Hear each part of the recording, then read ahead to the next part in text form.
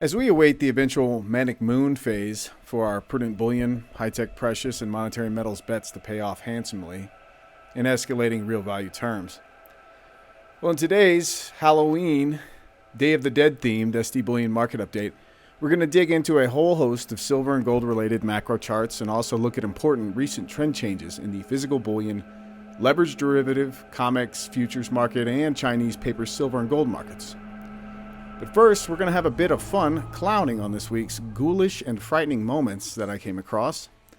I hope you have as much fun watching this as I will have in making it. First off, how do you like my Jack'oLantern NFT?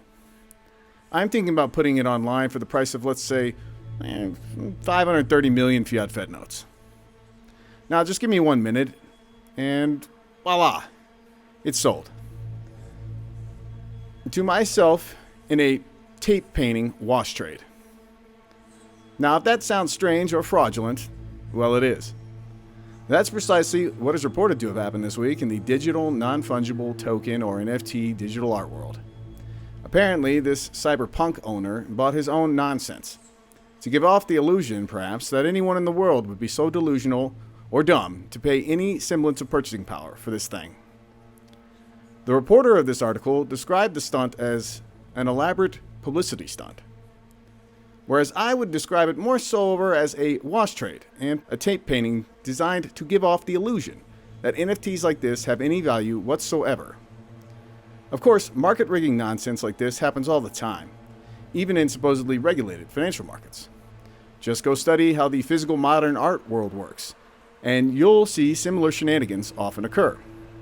The issue here is how blasé and indifferent people, even journalists, are acting towards this unregulated Wild West market. Literally change a pixel on the NFT and print as many as you please. No matter for Reuters reporters, though, they report that people are supposedly getting fabulously rich, citing wash trade bloated NFT sales figures, failing to mention that only a small handful of insiders are getting wealthy. Their delusional marks are transferring them their wealth for mostly items of next to no value.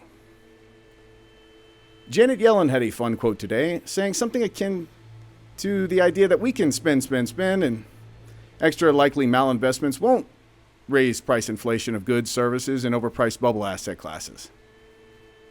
Facebook's Mark Zuckerberg introduced Meta with a creepy video illustrating how cool living in an artificial reality could be.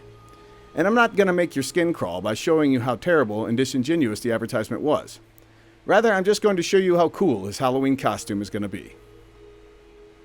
More serious subject, we have not yet tackled on this channel the fact that the IRS is soon to have a back end to all U.S. bank accounts so they can track purchases above 600 fiat Fed notes, while Janet Yellen and her cronies spend mass trillions on their pet projects. But here is some gallows humor on the freak show that they're creating. Oh, and Janet Yellen had more to say while the TikTok Island boys scare us with their cool teeth, tats, and hairdos. Well, I think that it really helps us invest in physical capital, that's public infrastructure, that's important to productivity growth. There's investment in people or human capital.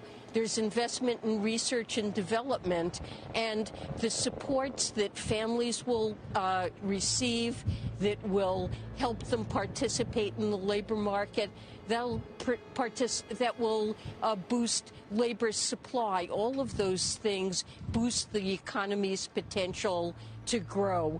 To my mind, certainly over the long run, over a decade, several tenths of a percentage point. Bloomberg had a fun clickbait article today entitled 4 Charts Show Why Silver Surge is Set to Fade.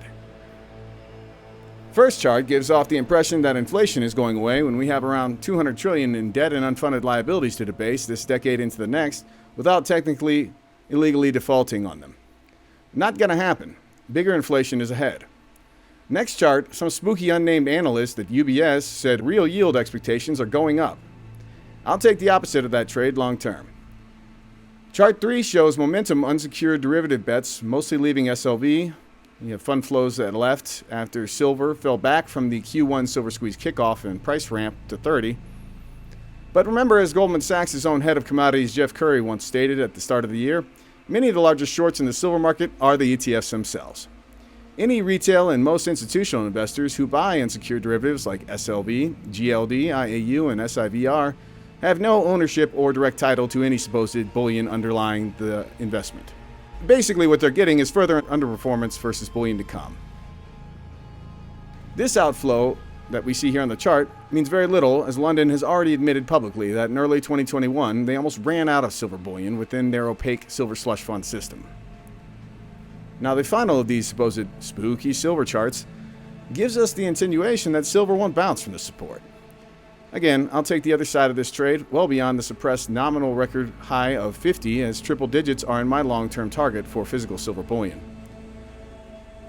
And so that silliness is now out of the way. Let's go ahead and get an intro and down to business. Hello, on behalf of SDBullion.com, this is James Anderson, industry market veteran with scars to prove it, and this is your SD Bullion Market Update. Before we go further, please smash the like button so other sound money stackers can also see this content. And be sure to subscribe to our SD Bullion channel so you can get our latest market coverages and also a chance at winning incredible bullion giveaways like this one. You know the drill. SD Bullion is giving away a box of 500 new 2021 Silver Eagles that could have your name written all over it. But if you don't enter, it could go to someone like Silver Steve here. And while we like Silver Steve, he really doesn't like to share. So click the link below for your chance to win. Click the link below to enter your chance at winning this 2021 SD Bullion Type 2 American Silver Eagle Coin Monster Box giveaway of 500 Silver Eagle coins. Official sweepstakes rules can be found at www.sdbullion.com/sweepstakes. Good luck to all of you who enter and for your chance to win. The silver and gold spot price markets were mostly up for the week, but had a typical end-of-the-month sell-off for the shorts to keep appearances less bullish. The gold-silver ratio still hovers at 74. Ireland added a half metric ton, or just over 16,000 ounces of gold bullion to their reserves, which is not much if taken merely on its face, but it signals something that may be building in the EU.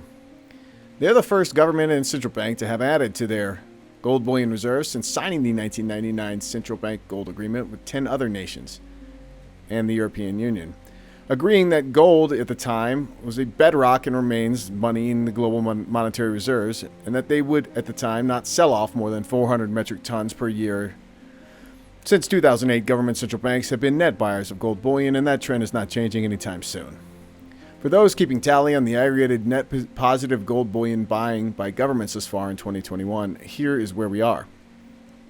There was a rumor recently based off a website's data input entry error that no gold reserve above ground holding Canada recently bought 100 metric tons, but that's since been denied by market sources, so careful on the misinformation and supposed experts you listen to.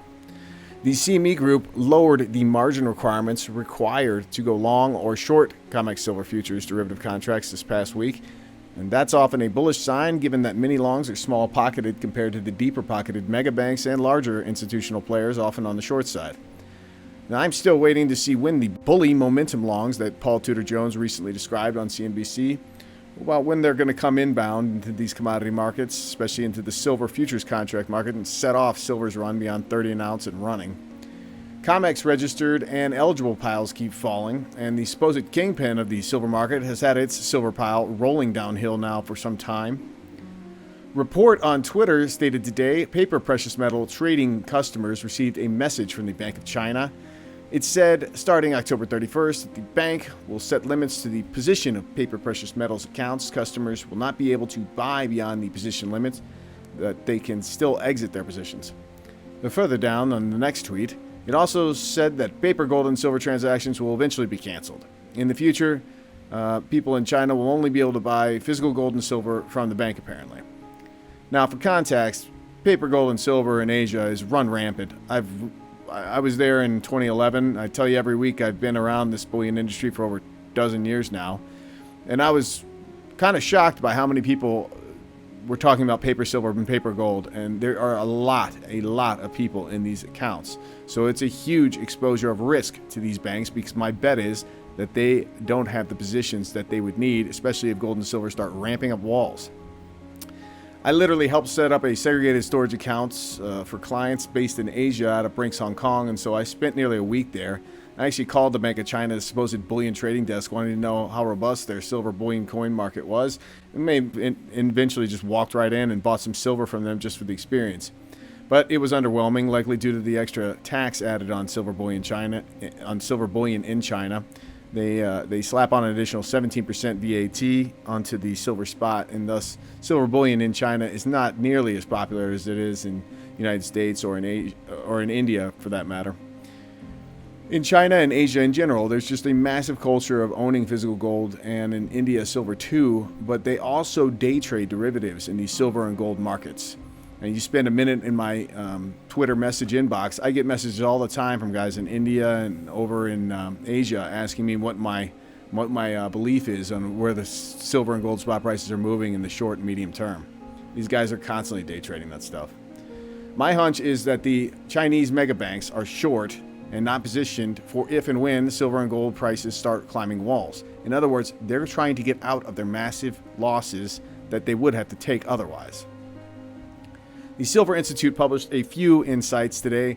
First, reminding everyone that the more digital that we go, the more silver we're going to be needing for industrial inputs. Secondly, there's also potential that gold, silver, and copper are going to be involved in the keeping and manufacturing of hydrogen atoms in the production, so that the end product is safer and more stable in its final output.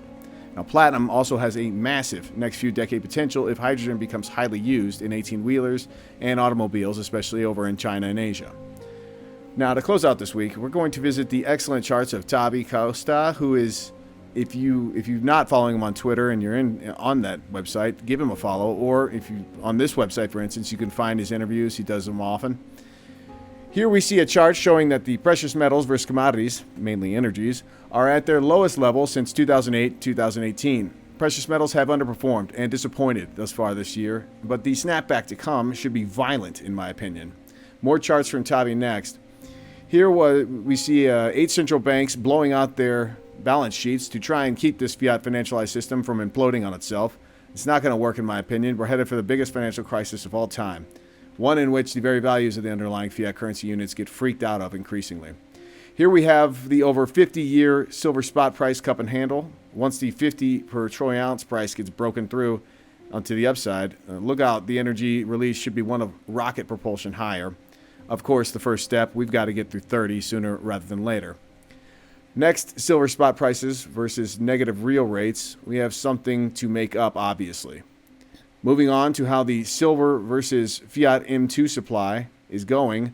Again, we see a coil and likely direction upward to account for all this reckless fiat currency creationism running amok. Record U.S. government debts will continue to grow moving ahead. But just look at how much further we have to go if we get back towards the 2011 levels here with gold versus government U.S. debt. If we simply added the year 1980 to this chart, it would likely be 3 or 4 times the size of that 1985 bounce spike. So considering the 2011 and where we were in 1980, I mean, we have a long way to run. Gold bulls are likely tired of waiting on this post, August 2020 record price high consolidation. But the longer this stretches, and the longer and higher it's likely going to go once we get to the mid and higher 2000s and beyond. You must prudently position and be patient. Of course, I'm speaking to the choir. Because the one thing is, you don't want to have time decay dependency on your bets with gold, or silver for that matter. You simply have to be patient and wait this out. With price inflation running higher and longer, certainly not transitory by any means, definition of that word, here's a look at the performances over time when the government's rigged CPI data has said that inflation was beyond 2%, as in right now. Gold's not even begun to outperform. The data says other commodities and intelligent bets in select emerging markets may also be good ideas moving forward. That's it for this week's SD Bullion Market Update. We wish you and yours a most excellent Halloween, Day of the Dead, and All Saints Day. And as always to you, take great care of yourself and those you love. If you enjoyed this content, be sure to give our video a thumbs up. To keep getting bullion-related news and industry insights, be sure to subscribe to our channel. Finally, hit that alert button so you know when we publish fresh content.